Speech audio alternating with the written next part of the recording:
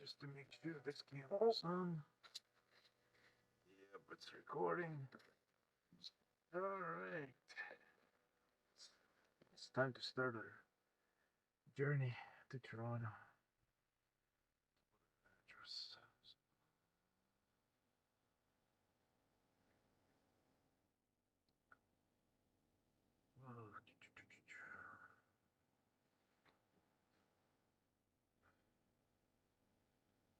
Great. Oh, 5 hours and 8 minutes. Jeez. Okay, well, we'll see how that goes.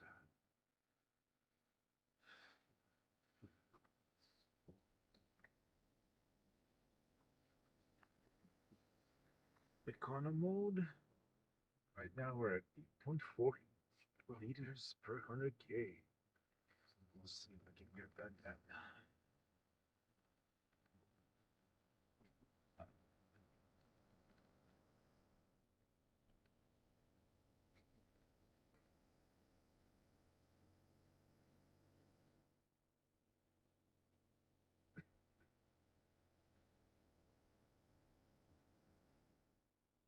We're doing the whole thing silence, so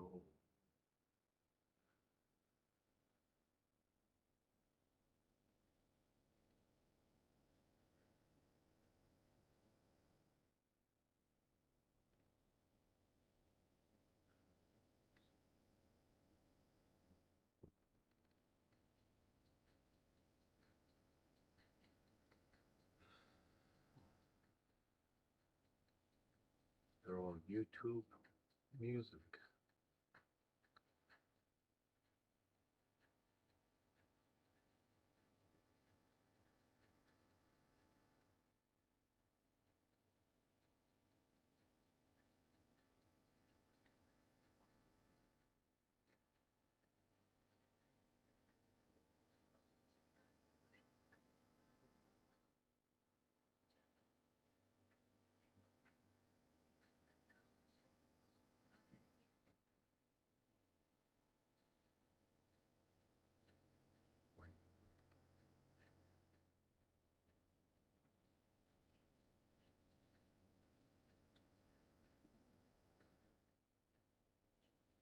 Oh, changing the route brought us down to 4 hours.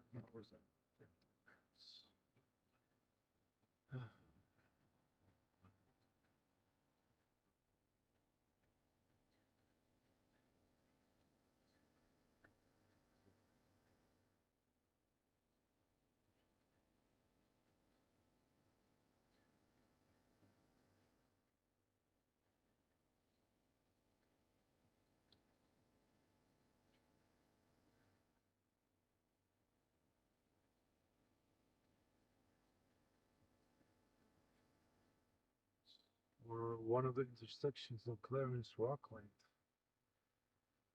the Port Street and Highway 17. Looking ahead of us is the Ottawa River.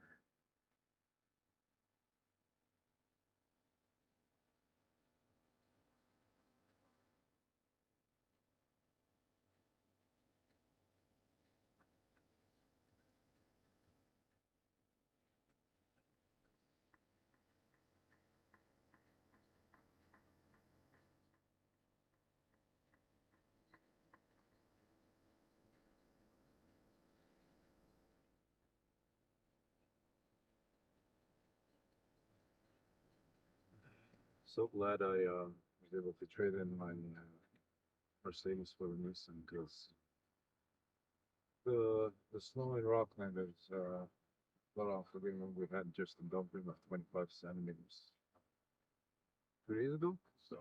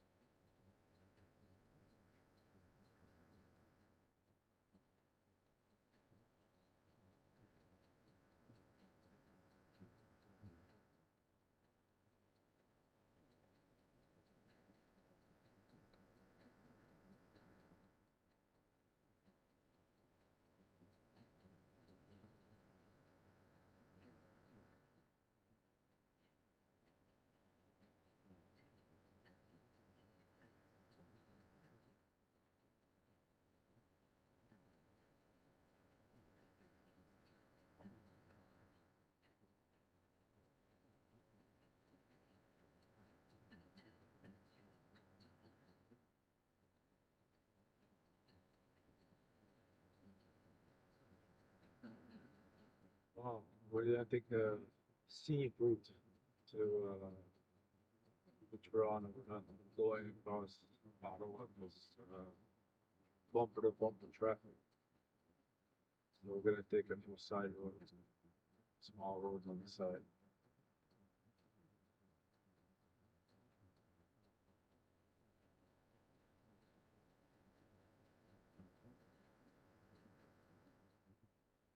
Which in theory should be good for our gas fuel efficiency.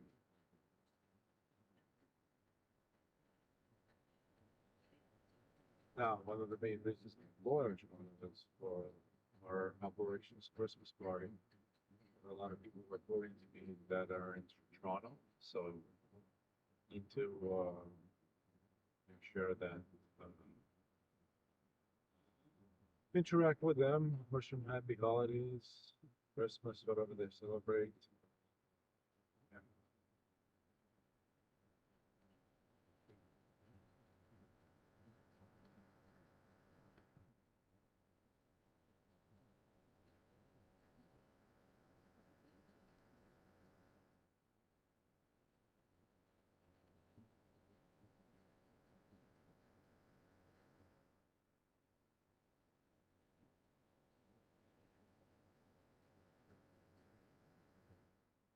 yeah, it's a now it's 18 minutes slow.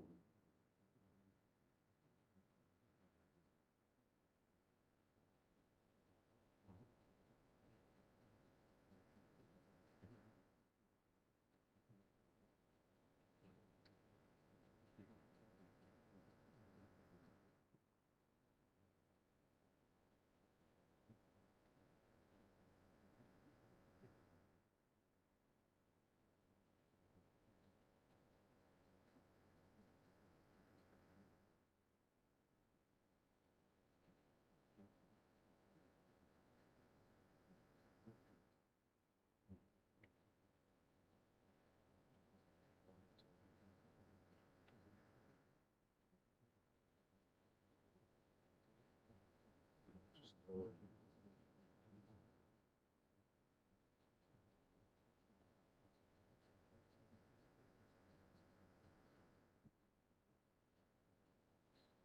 same thing.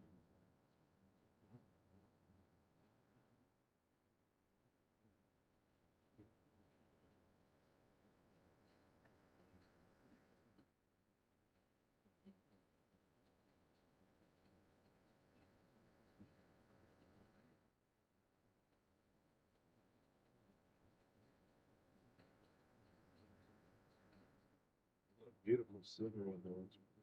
Just beautiful.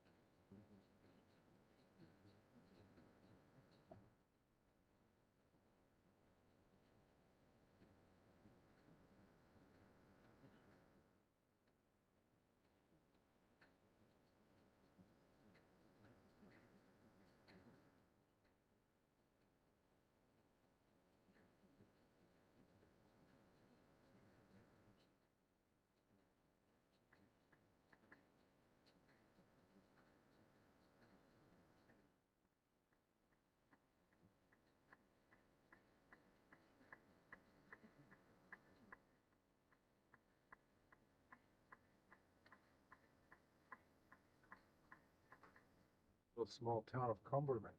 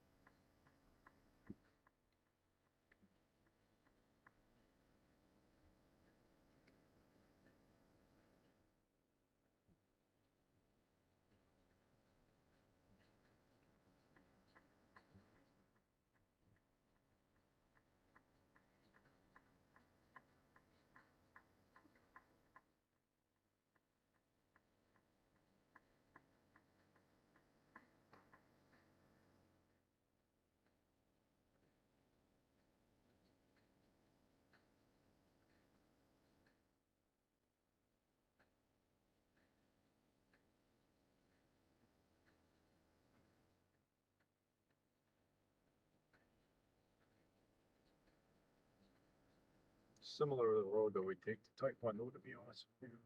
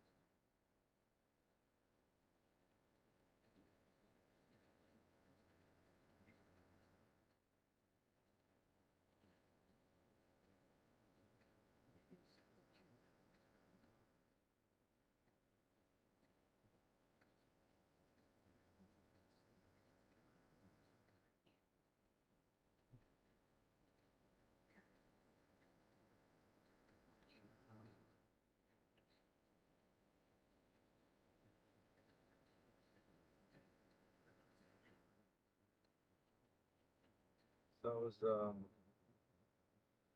thinking of saw this video of Dan Bazar, or whatever guy's name is, the one that was a social Instagram king. So Instagram, yeah, I think so. So and I guess because Andrew Tate has a course how to become a man and all these things. He's gonna create his own course. It's gonna be kind of thinking. Like, I think I'm actually gonna develop a book of what it actually takes to be a man and what to do as a man in today's society. It's not easy. It's definitely not easy, but I think the guidance should be able to pass on to other people. Um, and it'd be pretty cool to see. So we're also gonna maybe make a few videos on it in this YouTube channel and stuff like that. I don't know. So that's one of the thoughts that I really had. So, and gonna interact with my girlfriend on this one, sure, because she's a good writer. She knows how to write. I'm more of an idea man, to be honest.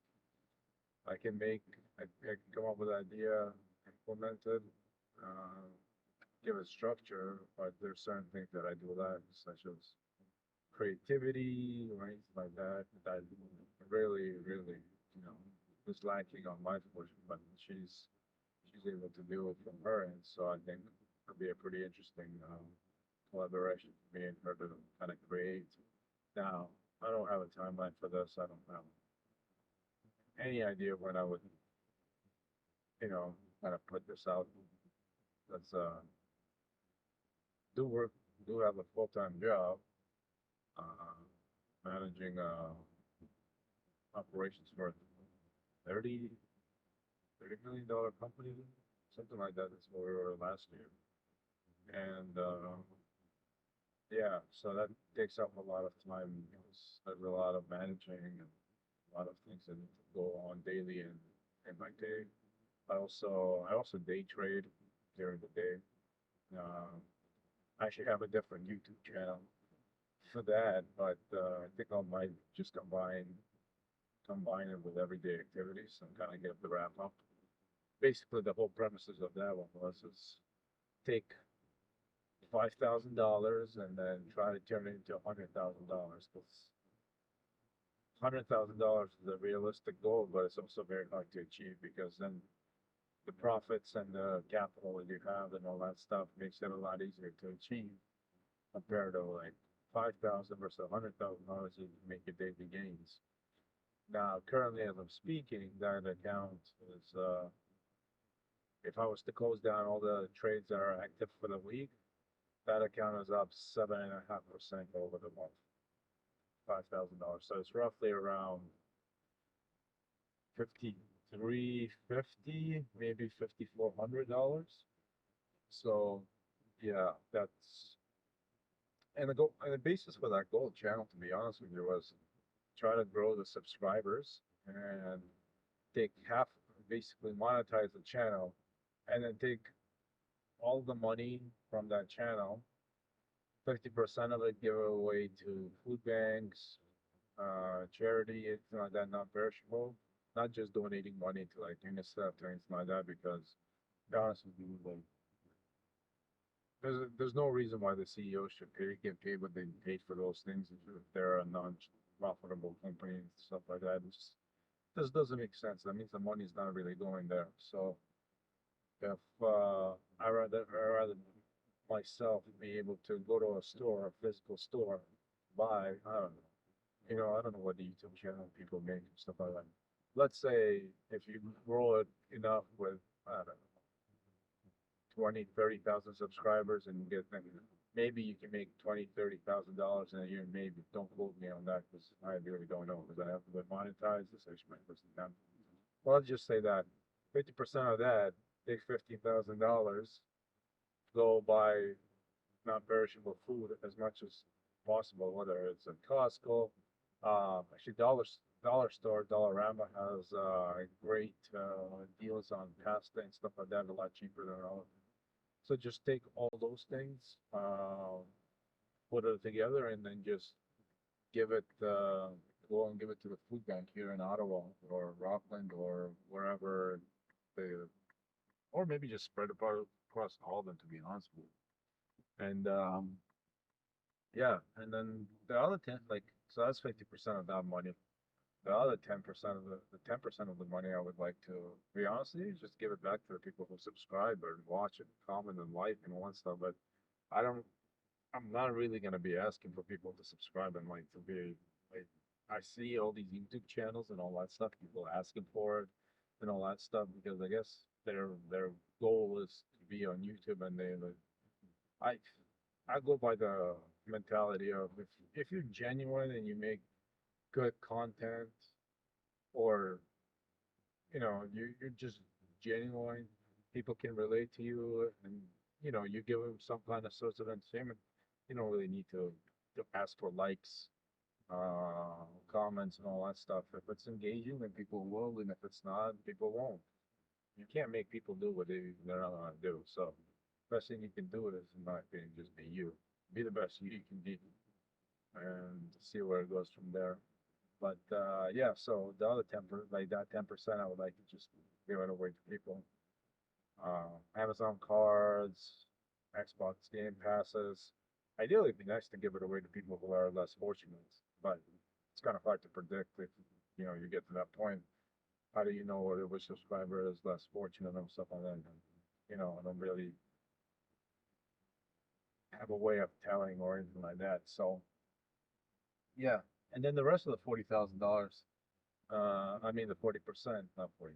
It'd be nice to make an extra $100,000 on YouTube a year. Um, make life a lot easier for sure. Um, Basically the other 40%, I would just put back into the trading account and keep growing and growing and growing it because I actually made a chart of an Excel spreadsheet that if I was to trade, stop some right now, stop some. If I was to trade, let's say, a weekly goal of 1%, in 10 years, I'd have almost $1 million. Now, I've been trading roughly at 2.5 to 3% a week. Um, and that exponential growth. So in like 10 years, there's a potential of having close to like $100 million if you don't touch that money. Now, obviously, there's good and bad weeks in the market because nobody, well, unless you have big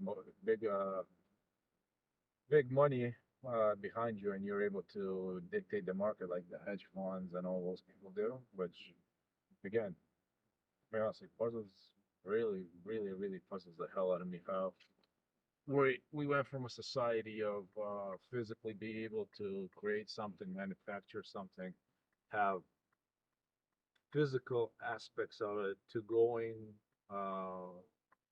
going to basically a guy on a computer puts in a clicks a clicks a button because he's got a lot of money. He can move a market, and then he can make $5-6 million in a single day.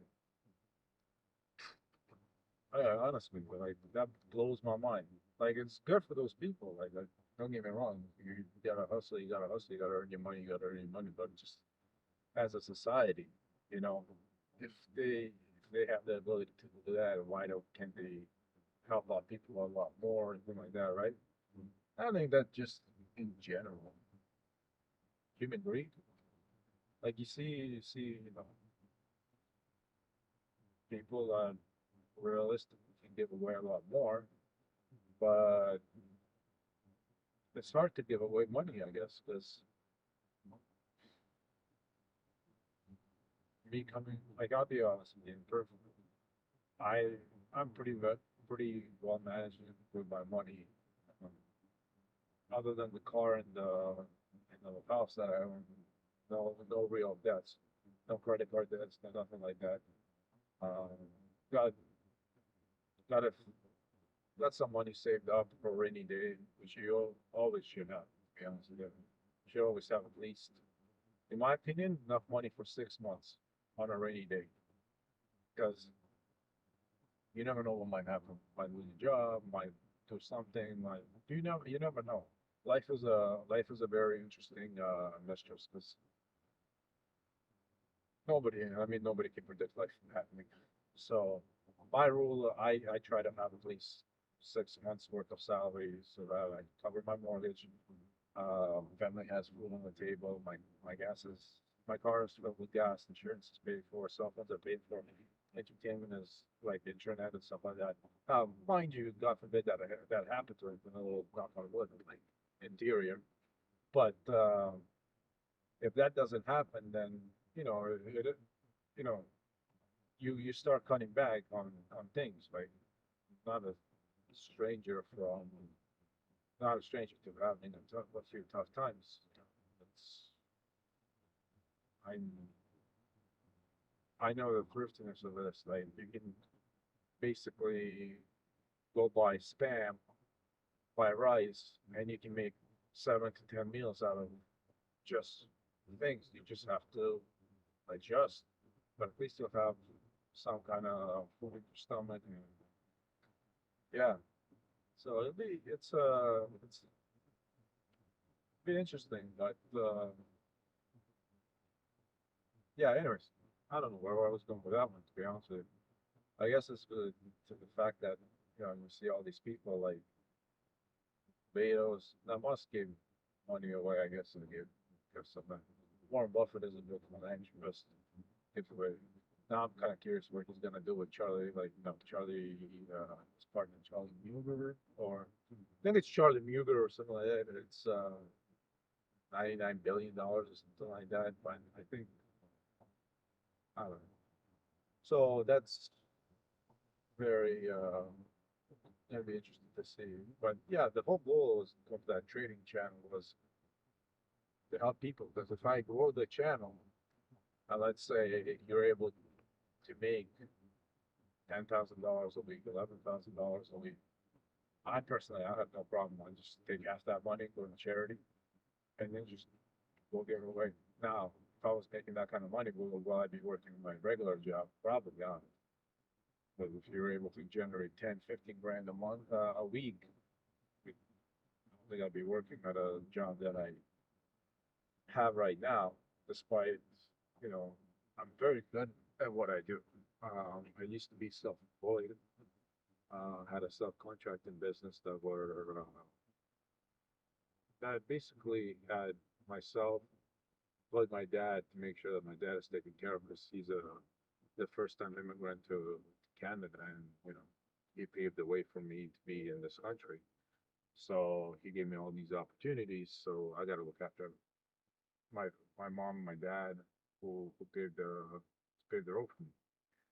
So anyways, and I had another person who, to be honest with you, just almost the same version of me, just from a different mother.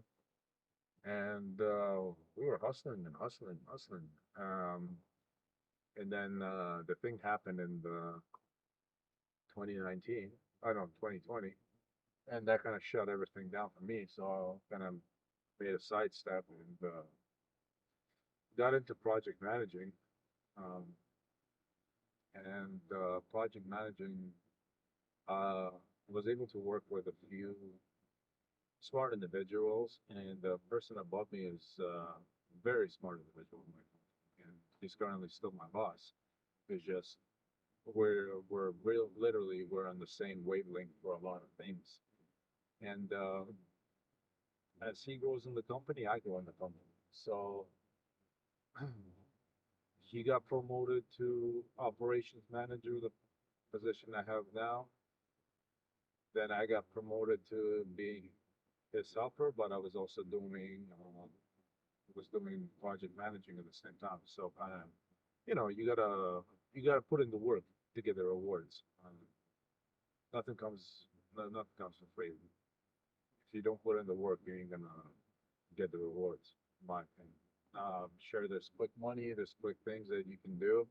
Now, whether or not they're sustainable or not, that's a different story, to be honest. And then,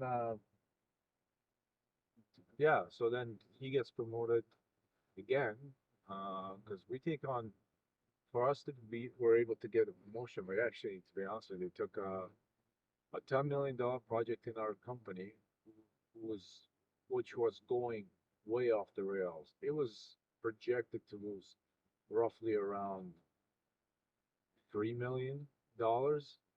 Now, granted, this $10 million project was supposed to bring in, I think it was about 20 points or 18 points. So you're looking at, it's a year-long project. There was a thousand, like, it was close to 1,000 or 1,100 stores across Western Canada. So anywhere from anybody who knows or doesn't know, anywhere from Manitoba all the way down to all the way down to uh, BC, Victoria Island, all those things.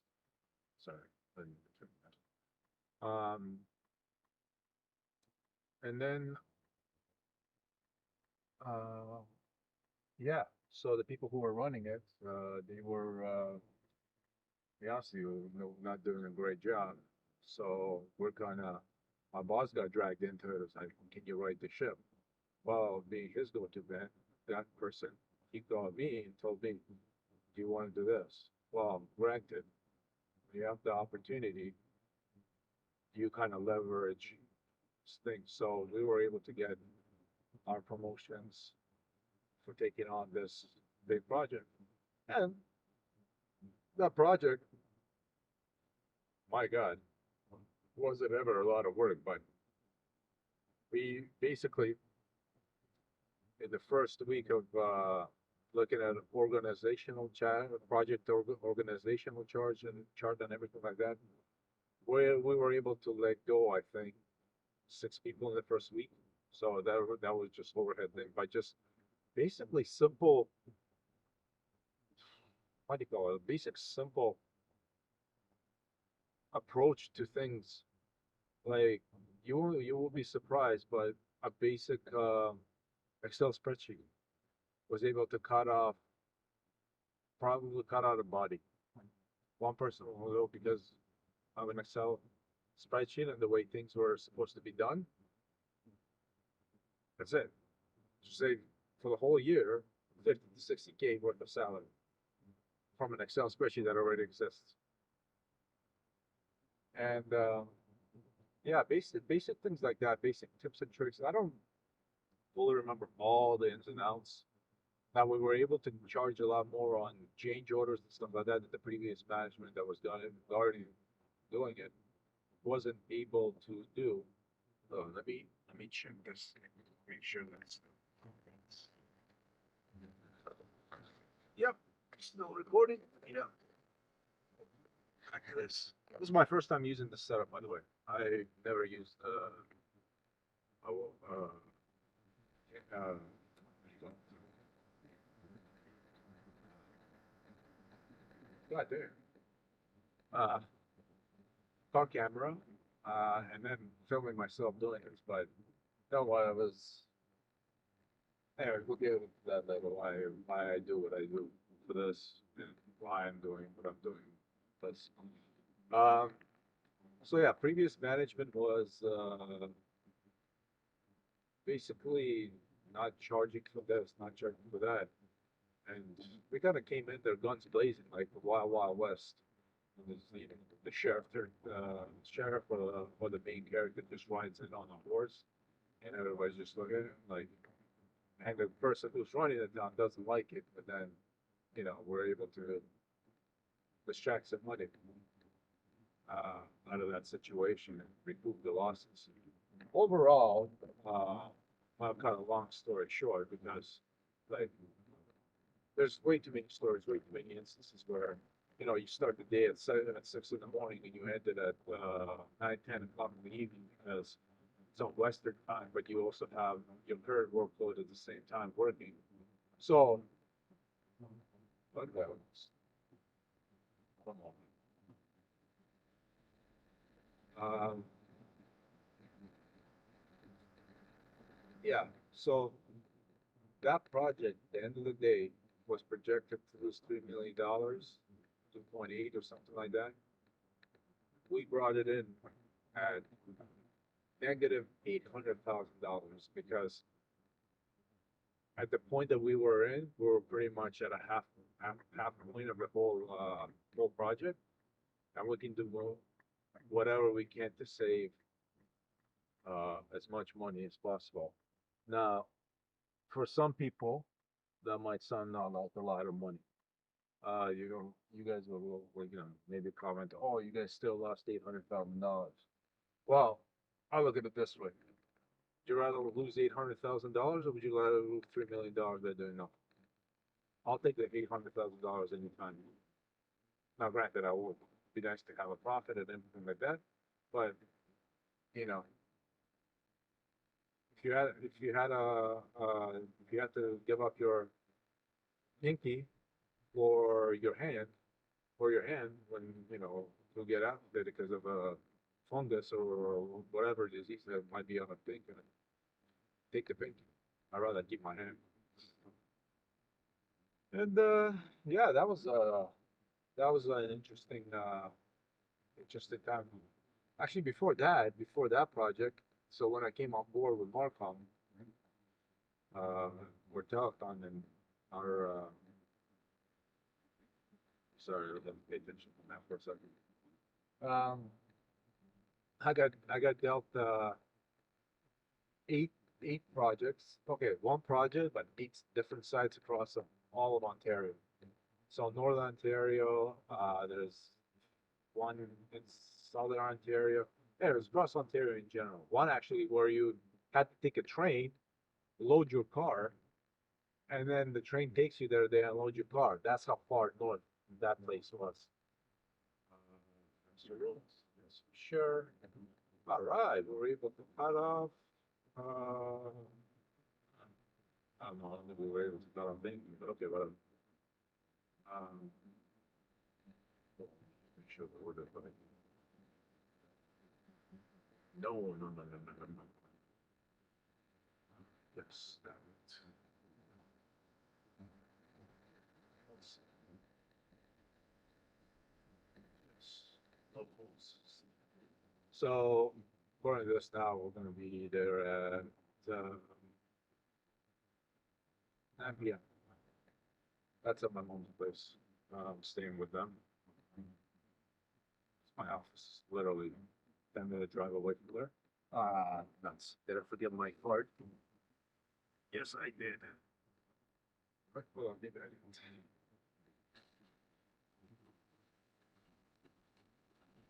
didn't. Yep, I got my card for the office. Oh, well. It is what it is. Not a big deal.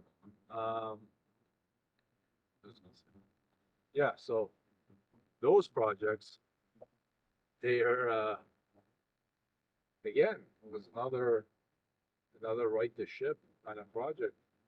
It was on pace to lose $1 million. Now eight sites. Um, 8 sites, projected to lose, yeah, $1 million, I believe, it was projected to lose. This one, this is my first time in the company and dealing with this much volume or this much issues with 8 sites all happening at the same time. To be honest, you're a little bit overwhelming, but you know, um, hell of an experience. I learned so much so fast because you don't even have time to adjust to adapt. You just got to go on the go and just do and do and do. You don't really have an option for that. And it was it's pretty dark because it's 4:45. It's already almost pitch black. Um, let's go down. Down a while. So, anyways, um, this was a heavy security project.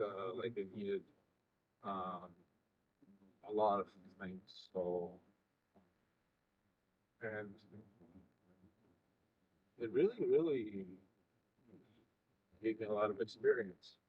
But when I took it over, 3 sites were already running halfway into them, and 5 sites were pretty much started, and the material was already on site.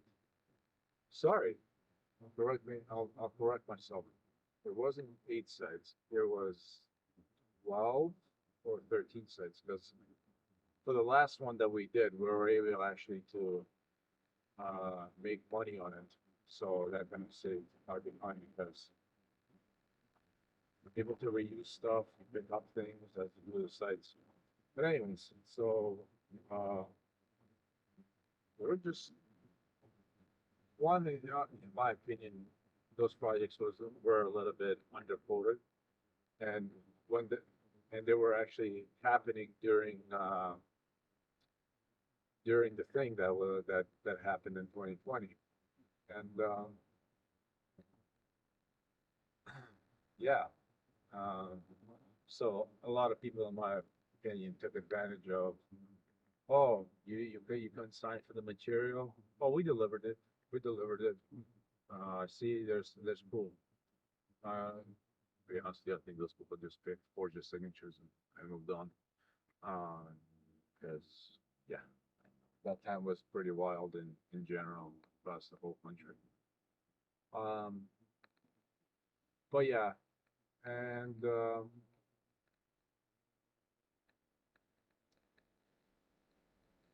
overall, I think after looking at the final numbers, everything that needed to happen, the warranty clause, all that stuff, those projects ended up losing $680,000.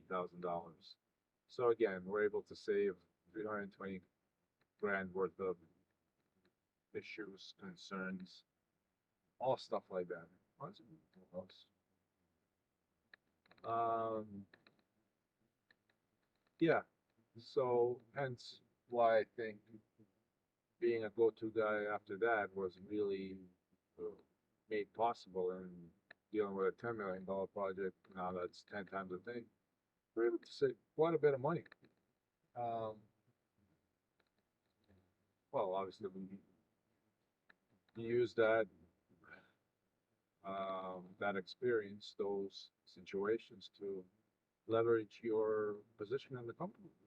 You you book a meeting with management and you go, because nobody's gonna just, oh yeah, you did this, did that. No, I strongly don't believe in that. That no, you gotta maybe if you're a person, the manager or anybody who you work for and stuff like that, really pay attention and recognizes things. But majority of the time, nobody looks at the good. Everybody just looks at the bad. How many times have you got, oh, great job, thanks for doing this and all that stuff compared to this needs improvement. You can't have it. You need it done on that time. That's pretty much every company, no matter whether or not you're Now, if you're self-employed, obviously it's a different story, but you still, dealing with customers and stuff like that, and you still might as well not expect to get a good, you'll get a good job, but then you also get a lot of headaches at the same time. But, you know, the risk versus the reward is a lot greater on that aspect of work, but you also have to find the work. Uh, but yeah, so you book a meeting with your manager, and you come prepared. You don't go just I expect this. You come with the full details. You go with I make this. I want to make this because I'm valuable in this way. You break it all down point by point. Then you have actual things that you done to back up all these points and what value you're bringing by getting this promotion and this raise and stuff like that. Besides, oh, I want to, I deserve more money. Well, we all deserve more money. Unless you're trading on the stock market and you have hedge funds, yeah, we all deserve more money. But some of us get paid more than others because some of us are willing to stand up, ask the questions that need to be asked. The worst thing you can ever do is just basically get a no, and you will get a justification. Or you might get a compromise. We can't do this, but we can do this. Because let's say, oh look, couple. What if they just, give you uh, half of what you were asking for, and then maybe, you can they let you take half a Friday off or something like that. Well, how you value that time off is based on you. And how you would do that is, again, based on you. And yeah, but the worst thing you can do, like anything, when it comes to a job promotion, asking somebody out, um, you know, refusing food at a restaurant because you feel it's on what what's the worst that can happen? Somebody says no. No is a word. Literally, it's a word. It has a powerful meaning. No, psychologically, it can actually have a physical implication on a lot of things as well. But um, if you get out of that mindset of no, I don't want to ask because of no, I think you'll no matter who you are, what you do, you'll get a lot further in life if you just get a basic just ask. Never hurts to ask. Worst like you might feel weird the first time you go ask for something, or it might feel weird.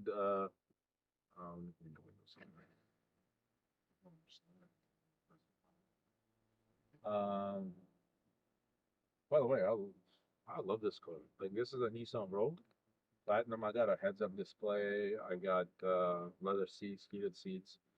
Like it was worth. Now, in a retrospect, it was worth trading in. I had a Mercedes-Benz 2012 CLS 550. I gotta say, like Nissan before, I had a Nissan in 2006, 2007. No, I was still in high school then. Sorry, I'm gonna say 2008. And yeah, it's leaps and bounds of what it looks like inside. I'll give a tour or something like that of the insides of the car and stuff. But it's a pretty comfortable, spacious car. Uh, got everything: Android, Apple Play. What do you call it? All the 360 overhead camera that when you park and stuff like that, that makes a huge difference. Rear parking, all the sensors you want in the world. Even though I turn most of them off because I'm not really a sensor kind of person. Thinking I like to. I'm more old school.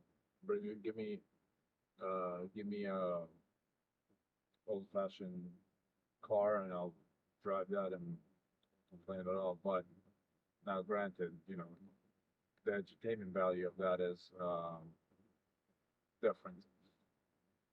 Like the Android, the maps, all that stuff, that's very useful. Like, I don't know how we did without navigation before. I know I remember old car, all maps. What was it called? I don't- Yellow maps or anything like that. It was literally a book.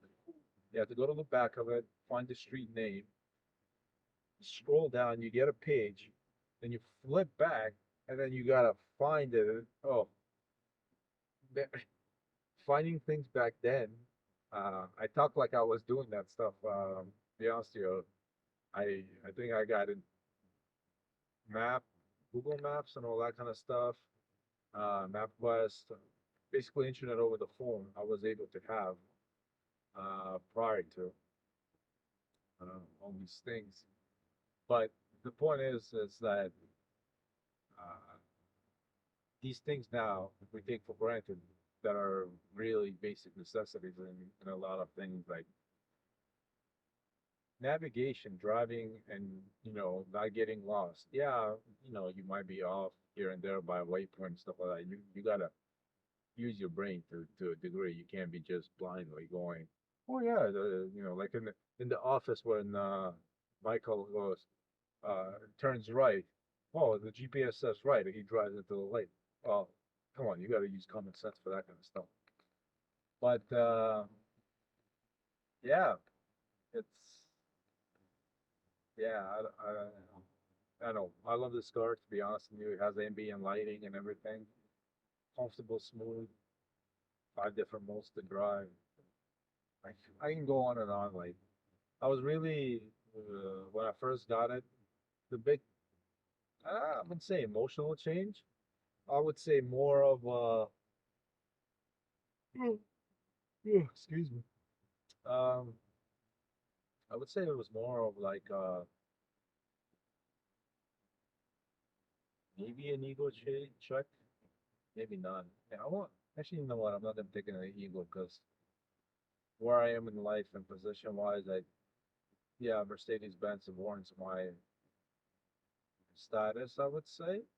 But then as you get older, and that's one thing that young people, if they're able to, not people, 34 myself, uh, and I'm talking like I was born in like the 50s or the 60s.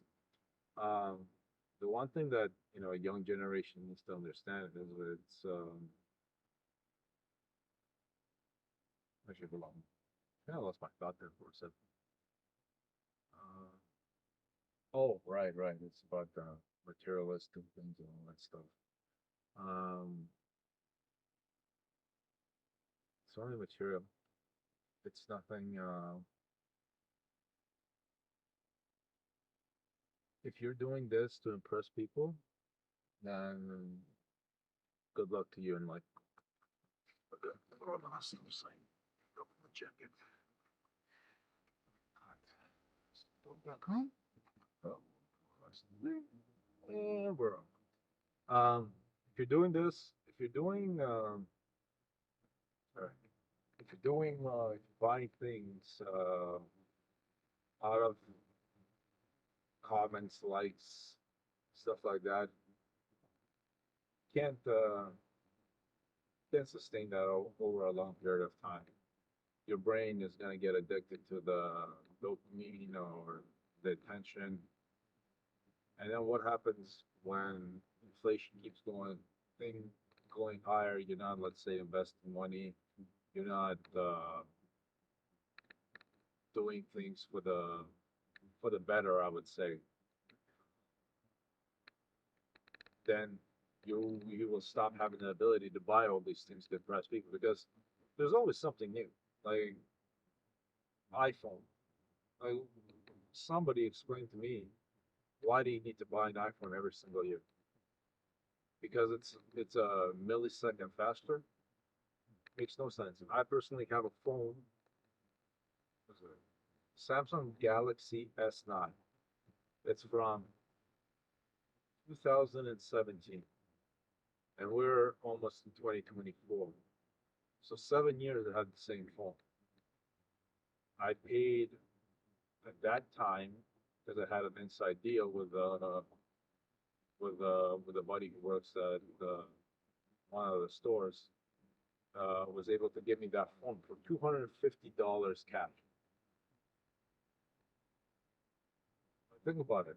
7 years, paid $250. The only thing I really invested into it was two auto boxes and a display and now a different case that's on it. Because my auto box is kind of broken. So let's say $200. So this phone overall, $450 investment. Still functions today, still plays games today. Now granted, I don't play as many games or anything like that on it anymore. I don't really scroll through social media.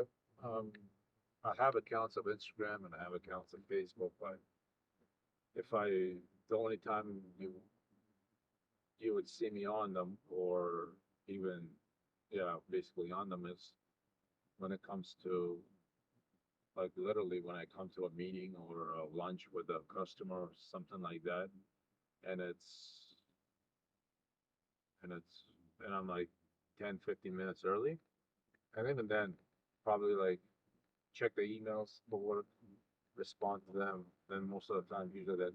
But let's say it was a slower day, much slower day. Now those are rare. Um, Scroll something, you like YouTube Shorts, Facebook Shorts, whatever. Get a quick laugh or whatever, and then move on. And real life again happens. And yeah, so that phone is literally cost me $60 a year for the lifespan, and it's still going right now. Now, granted, it's starting to wear like show its wear and tear stuff down, but it's still functional. That probably lasted until the day it dies. The battery doesn't charge, get a funny sound in the voice box or something like that. Only that I will literally change it. Other than that, like, what's the point? Because it's not costing me money anymore. Um, Now I can take, if you buy a brand new iPhone today, what is it going to cost you? 22, $2,300, depending on line that you're getting in. Now you got to think about it. How many, how many hours? I always tell this to people before you buy anything, like literally before you buy anything. How many hours of your life are you going to give up for that thing, for that phone, for that car, for that whatever you want to buy? How many hours of your life you're going to be at work to pay off that thing? Some people, let's take minimum wage, $15, and you want to have a $2,000 iPhone. Well, basically, quick math, you got to work 100 hours, roughly. Roughly, I'll go with $20 to make the math a lot easier. Anywhere between 90 to 120 hours you have to put in just to pay off that iPhone. That's not including your rent. It's not including your food. It's not including your travel. Whatever else expense you have. That's just a phone that you decided to upgrade for what reason? To keep hip, to keep cool. For who? Like literally, the answer is for who? Do you like? Okay, like I'll give you like part of the personal experience stuff, and I've always, since I was a little child, always dreamed of owning a Mercedes-Benz CLS 500. That's a convertible one that you saw in like, it was the 1992 version, sort of like the one in Roadhouse, but this was a solid roof. I wanted the convertible, and always told my mom, "This is back home. It's back home still." Um, To be honest with you, back home we were moderately, moderately, um, we're financially well off compared to other people. So I was able to have my dad used to travel for work. He used to go to London, Dubai, um, I believe Ireland, other places as well. He used to travel for work, and he was able to travel quite a step. So he used to bring me back souvenirs, toys, stuff like that. Um, and then I always told my mom, I'm like, Mom, when I get older, I'm gonna have my car, I'm gonna have a dog. I used to love dogs. And I'm gonna just drive you and my dog around, and I wouldn't need anything else.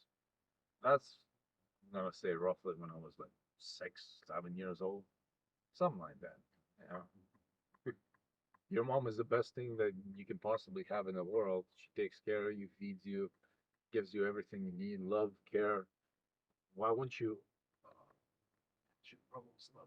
That stops my phone. Why wouldn't you wanna, when you get older, make sure that your mom, out of all the things in the world, for everything that she sacrificed and everything, you want to take care of her. Now, there, so that's the full dream, right? As I get older and older and older, I'm gonna, I got to influence, uh,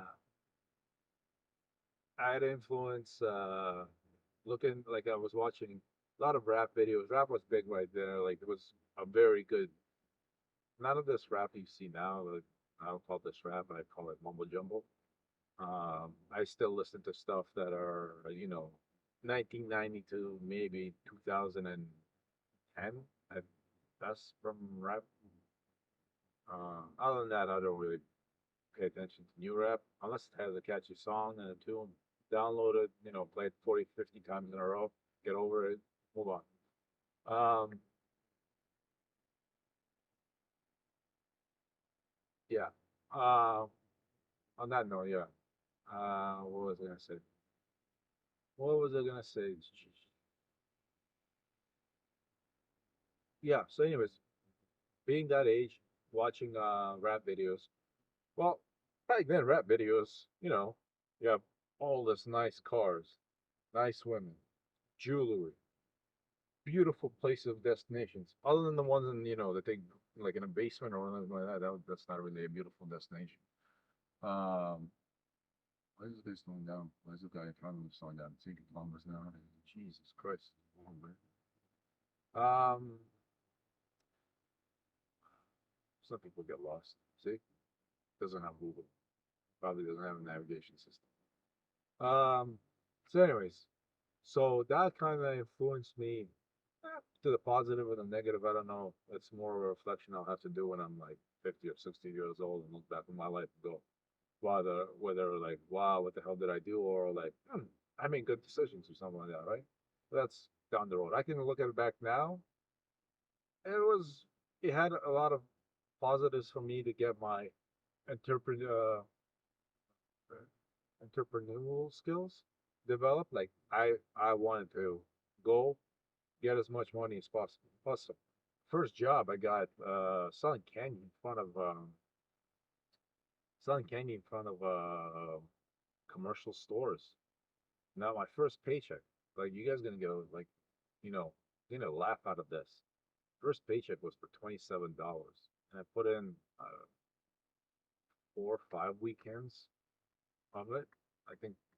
Well, yeah. So 4 or 5 weekends, I would say. This is a new one. No, this is not a new goal for me. I've been doing this road before. Driving license. So, anyways, what was I gonna say? Yeah, so I put in. I'm gonna say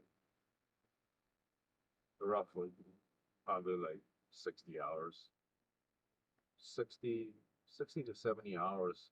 In the cold, standing outside, offering people to have chocolate bars to say for charity. What a scam that is! Like literally, that's a scam. they're just a bunch of people. Let's sit in the yeah. There's a guy.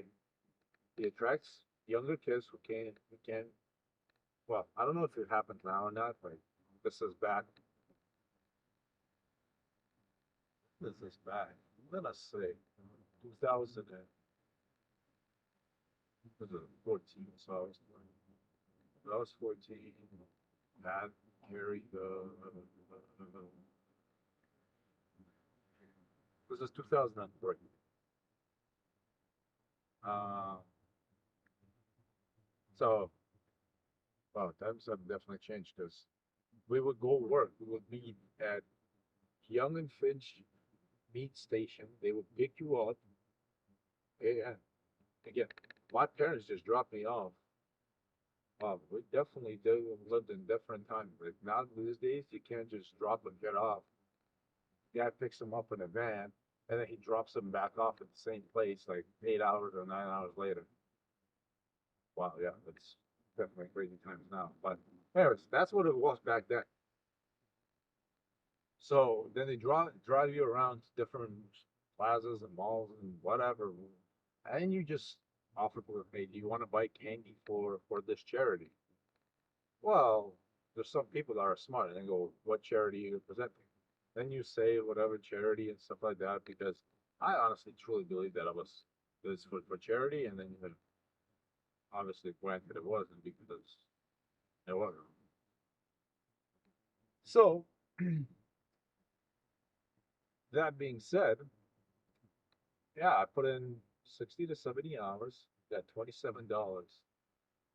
Now it's what is that, 50 cents? No, 60 cents on a dollar a year. After that, that's it. Gotta find gotta find better ways to make money. Gotta find better ways to make money.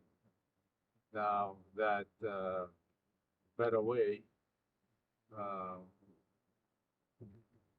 sure, there. I don't know. I after that I ended up going to I guess that's what that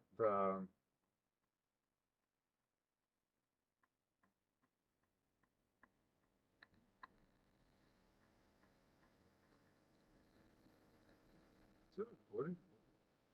Now that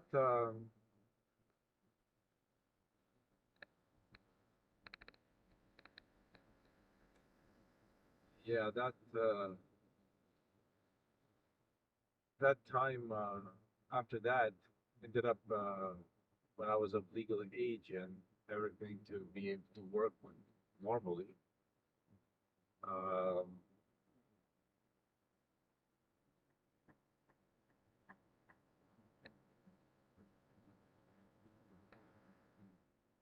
was able to work normally.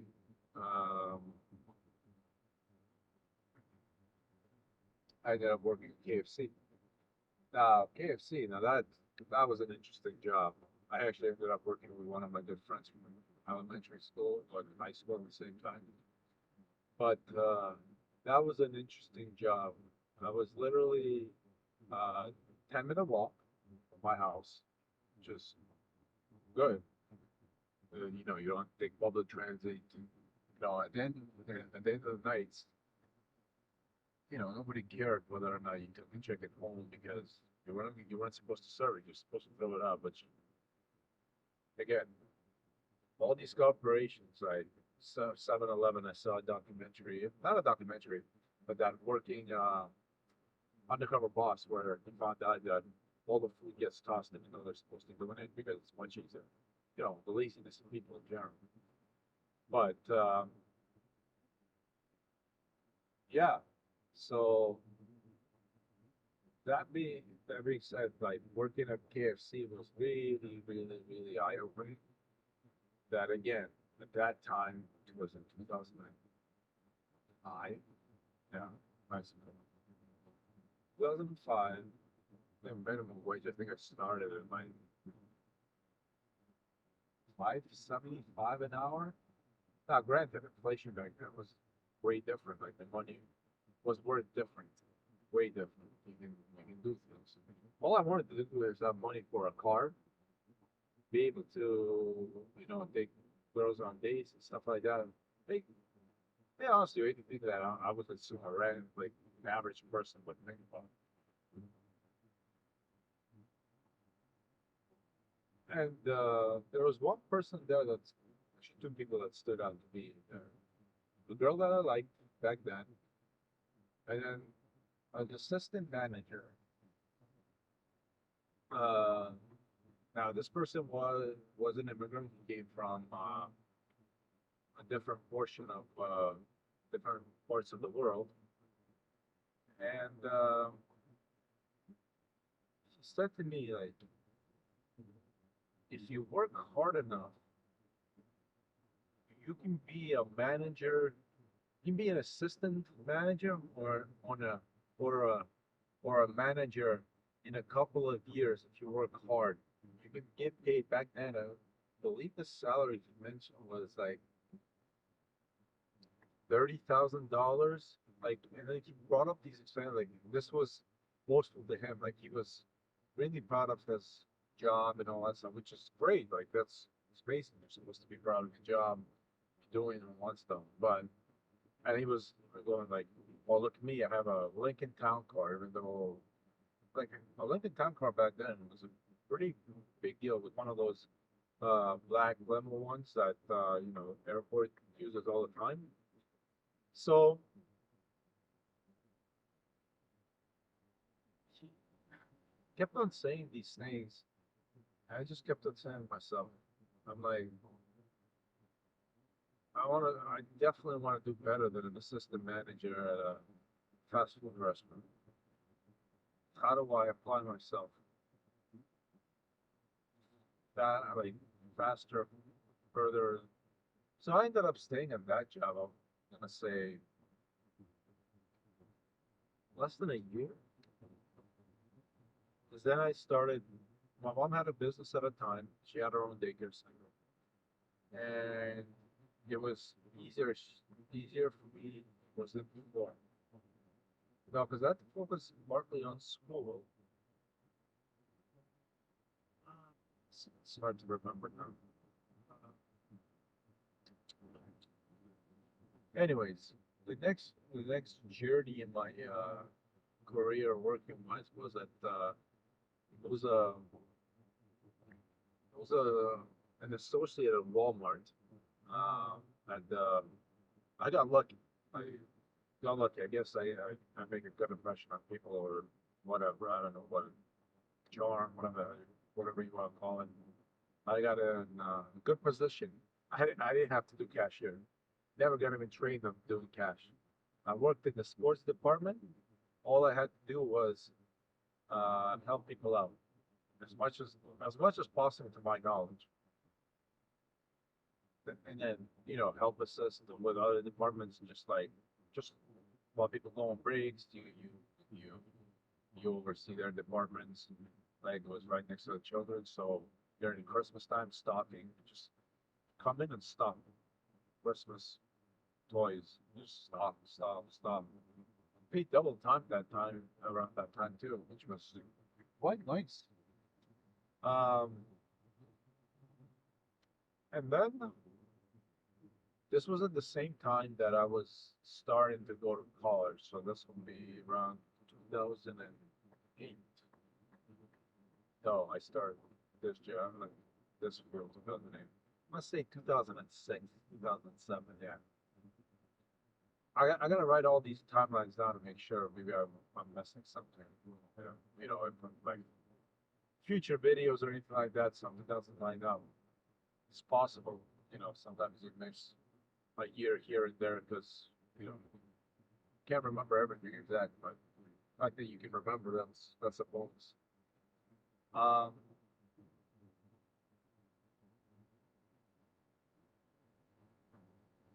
so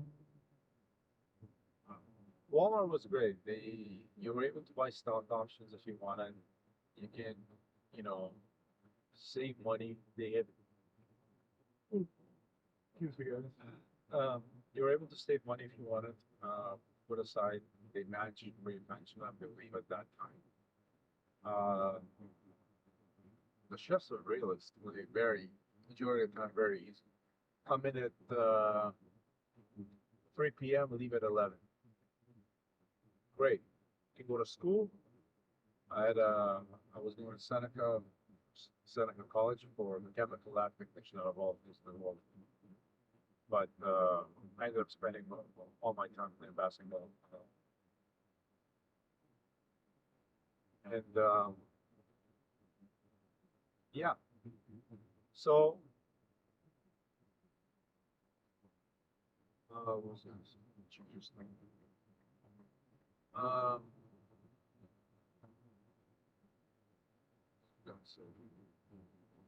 so I'm not really a school kind of person. I kind of went down the trend of, oh, your parents tell you you need to go to college or to get an education to get an. I'm more of I think I generally hate school because in high school I literally skipped. I don't remember. I think 60% of the classes, and I graduated, and I still finished the last year of the high school with a 77 average. I barely did any homework. I barely showed